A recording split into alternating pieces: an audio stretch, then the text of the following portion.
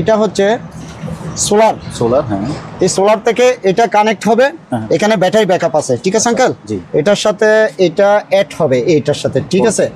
এটাতে দেওয়ার পর এটা যে কোনো উপরে এটা কালাম আছে আমার কাছে, জি জি, সবকিছু আছে, এগুলো দেবো। এটা উপরের দিকে ফিটিং করে দেবে এটা, তারপর এটা যেখানে লাগাই এটা, ঠিক আছে? তো এখানে এটার ভিতরে ব্যাকআপ আছে ব্যাটারি, ঠিক আছে?